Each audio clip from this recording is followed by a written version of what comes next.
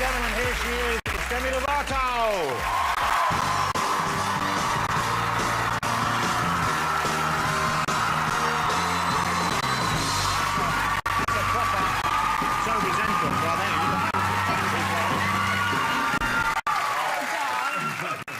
Hey, Demi, thanks for coming on the show. Thank you for having me. Oh, that's... You've got a lot of fans here in the UK. Now, you're singing... the song you sing at the end of the show is Sorry Not Sorry. Yes. That's a new single.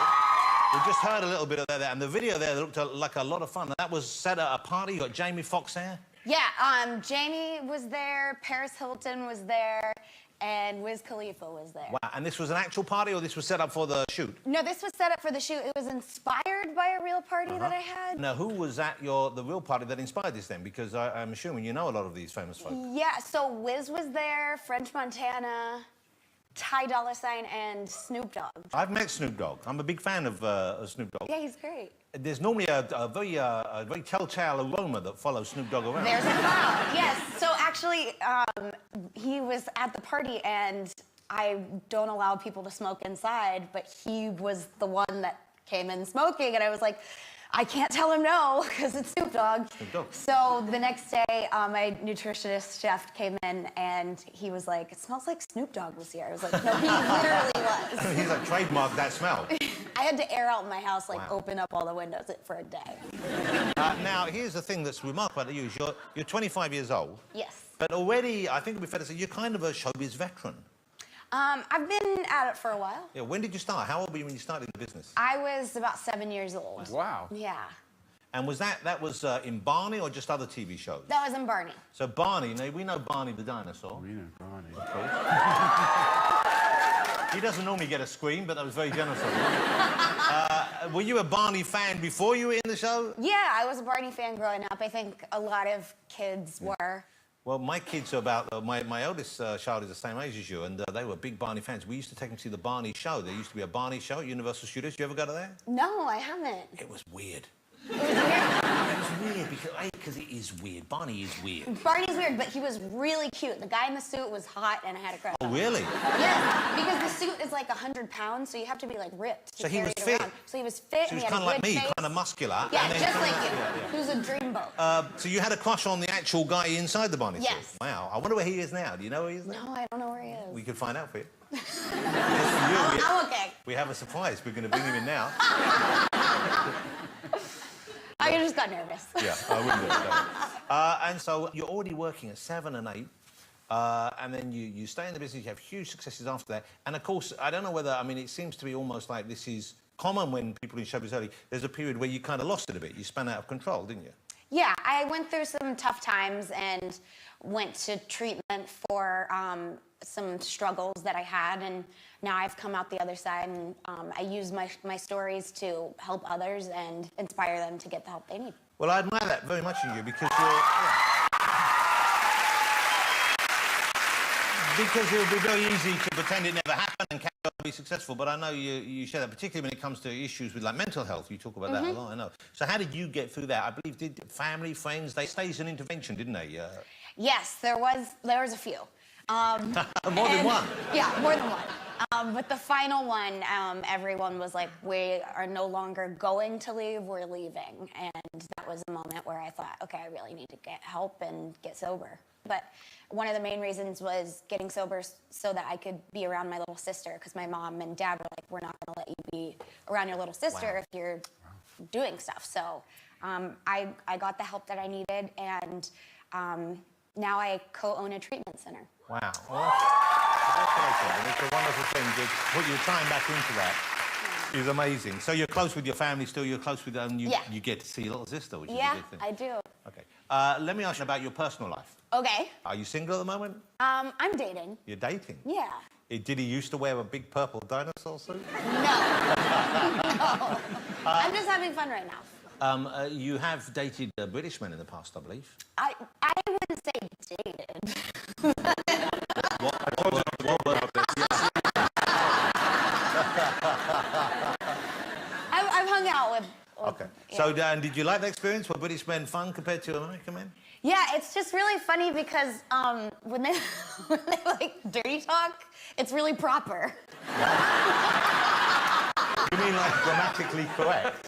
Yes, grammatically correct and like proper. Okay. Like, would you like me to do this? And you're like, yes? I don't know.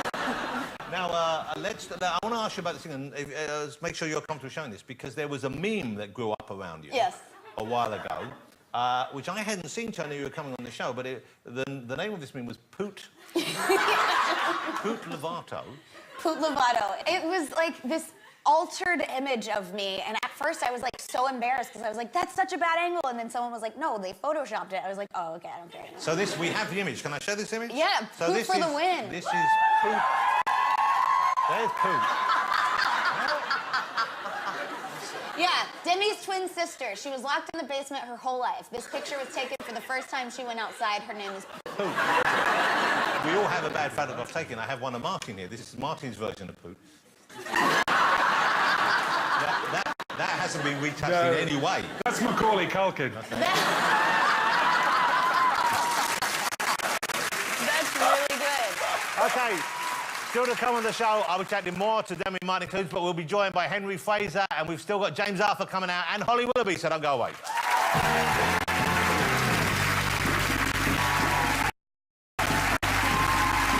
Welcome back to the show. I'm still here with Martin Clunes and Demi Lovato, ladies and gentlemen. Demi, let me ask you, because you know, you've been a big feature on the kind of American showbiz scene for a while now.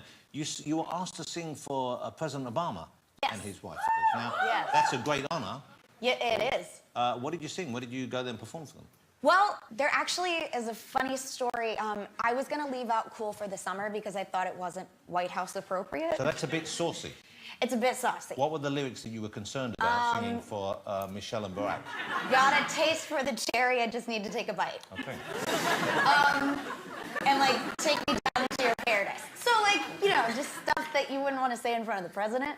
And so I left it out of the set list, and when they got a hold of the set list, I guess Michelle Obama had requested Cool for the Summer. Wow. And so I was like, oh my gosh, I'm gonna have to perform this in front of the president. This is so embarrassing, like awkward.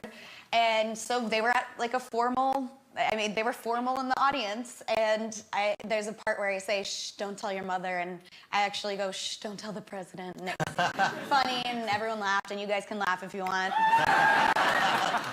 Smooth move. Thank you. And did the president afterwards, did he say, yes, I did have a taste for the cherry? No, we didn't get that close. He looks like the guy who once had a taste for the cherry. I'm not commenting. Now, earlier on, someone mentioned that you are pretty skillful at ventriloquy. I am. Have you studied ventriloquism? No, I grew up in beauty pageants, and so I was around it, and I just like started trying it when I was little, and now I do it like on like if I'm on a red carpet or something, and I'm trying to talk to the person next to me while So you can throw your voice? No, I can't throw it, but I can talk like, with it. Talk. Like... Okay, well, we didn't have time. We only found this out, so we didn't have time to get a kind of high-end puppet in. Okay. So we had two options. One was that you could do it with Martin. That would be amazing. But we thought you've just met and it might be a bit weird. Okay. I mean, or we hastily created this... A sock puppet. Yeah. Perfect. Could you give us a little... Okay.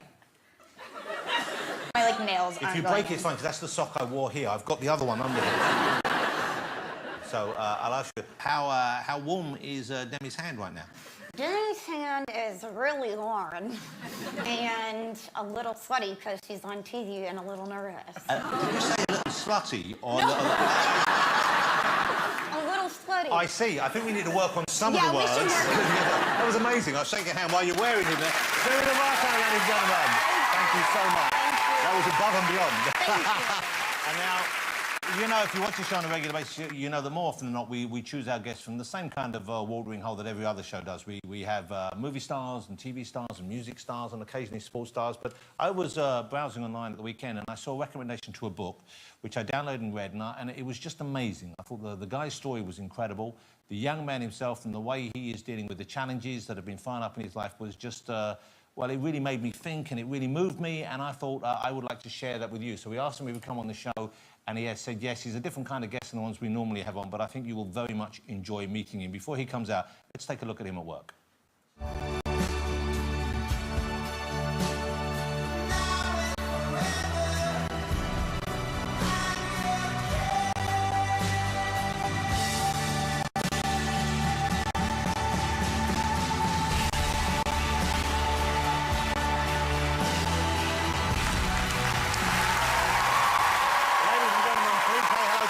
Fraser.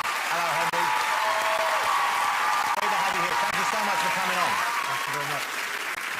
Let's establish what's in your book and how you came to take up painting that way. Here is Henry's book. It's down there called Little Big Things. Let's start with the event that changed your life, and which is the very beginning of this book. You were 17 years old, weren't you? Yeah, so me and my mates just finished our AS exams, so we thought we'd have a holiday abroad. And we flew out to Portugal for a week, and one day we were just mucking about on the beach. Obviously, height of summer, it's boiling hot, so me and a couple of mates decided we'd just run into the sea from the beach and just dive in and cooled off. And I ran in, and where we were, the seabed was very undulating. So where I thought I was just going to get deeper and deeper, I've kind of misjudged it and gone headfirst into a sand wall, pretty much. And I kind of blacked out for a few seconds, opened my eyes, expecting to kind of open my eyes, get up, stand up and walk out back on the beach, join my mates again. But I opened my eyes and just was completely unable to move in the water. I was face down, just floating there, my arms just dangling in front of me, and I was just there, just kind of panicking really, kind of swearing over and over. Managed to turn my head slightly to one side, and one of my mates was standing next to me, and he said, "Oh, is everything okay?" And I managed to get half my mouth out of the water to say no. And then two of the guys just dragged me onto the beach, and from there I was taken to hospital, and where I was given surgeries, and all other kinds of stuff happened, and it was, yeah, so all begun. So in that moment, did you realise that what happened, the severity of what happened, that it would change your life to that extent? So when it first happened, of course, I was in the water, it was terrifying, I knew something bad had happened. It wasn't until I'd been in Portugal for probably a week after my first surgery, where I had to try and, because the injury dislocated the fourth vertebrae in my neck. So the first surgery, they tried to correct it, and then after that, that was when a nurse came up to me and he said, "You'll never be able to move your arms and legs again." And that was when I was a bit like, whoa, it's a lot to take in. So what was the moment when you found you could accept that, when you found not necessarily comfortable with it, but when you thought, okay, this is it, and this is my life, and now I'm going to do what I can with it? Yeah, so it was when I came back to England. It was the very first day I was put into a wheelchair. And I was taken around and went outside, and I was with physio, my mum, and one of my mum's friends. As we got about to come back into hospital, the front entrance was two giant glass doors. And it was the first time in 2 months I'd seen myself in the reflection, and I was just kind of, everything just seemed to stop around that, because I just didn't recognise myself. I'd lost 4 stone by that point. Couldn't breathe myself. I just saw this razor-thin young man just there. And as soon as I got back to my hospital room, I just broke down. Just started crying and crying over and over. It's kind of, then that was when I was questioning it, kind of, why me, why has this happened?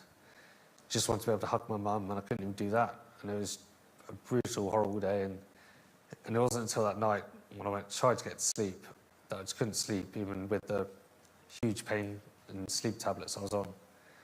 It was around 3 or 4 in the morning. I was kind of lying there, and kind of had everything just seemed to stop. And again, it was something I thought to myself, well, there's no point me being sad or angry about what's happened. I've got no one to blame. I may as well just get on with it. And from that moment, my whole mindset changed. I was able to focus on getting better and focus on things that I could do, and try to just push as much as I could.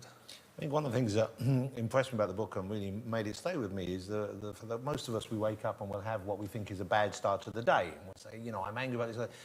And I was feeling that you've kind of managed to steer yourself away from having a bad start to the day. You don't allow yourself to focus on the negative.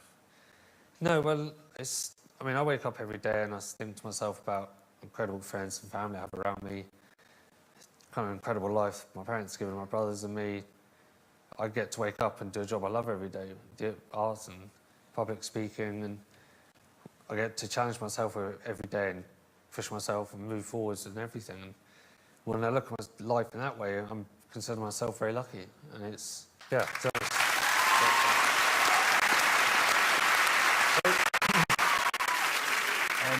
let me ask you about the painting, because that was the thing that, once again, I saw this and I saw that you had exhibitions on, and that's why I wanted to find out more about you, because it's hard to learn how to paint anyway, and you weren't a particularly artistic person before the accident, were you?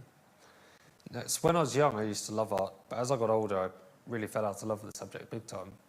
But it was the start of January 2015, I had a sore on my back as a consequence of my injury, and I was getting bored in bed. Just daytime TV was kind of, after a week, was a bit draining. What were you watching? What was the most draining show? did it have Holly Willoughby and Philip Stratford? I mean, it's a bit awkward you're asking that now. So I started drawing on my iPad first of all when I was stuck in bed, and I kind of get the iPad on some cushions on my lap, and I touch it by holding a mouse stick with a stylus and touch the screen. And started very basic, and when I got out, I was well enough to get out of bed. I started with pencils, most focusing on portraits of people. Then a few months after that, I started with painting, and it's kind of been a whirlwind 2.5 years. And so it's been an interesting time. It's given me a lot, and without the accident, I wouldn't have rediscovered my love for art again. Do you take commissions? If I was to ask you to do a painting for me, because I'd love to see a picture of Martin with his hand up a cow, and I wonder... Well, I do have a waiting list, but that one I'm sure we can push through. That one goes straight to the top of the list. Now, another thing, when I bought the book, I was surprised because there's an introduction to it. It's by J.K. Rowling, who you had met, and she has come to your defence in the past, I believe. Tell me about your connection with J.K. The time she came to step in on my defence on Twitter was, I got an email from someone a couple of years ago now.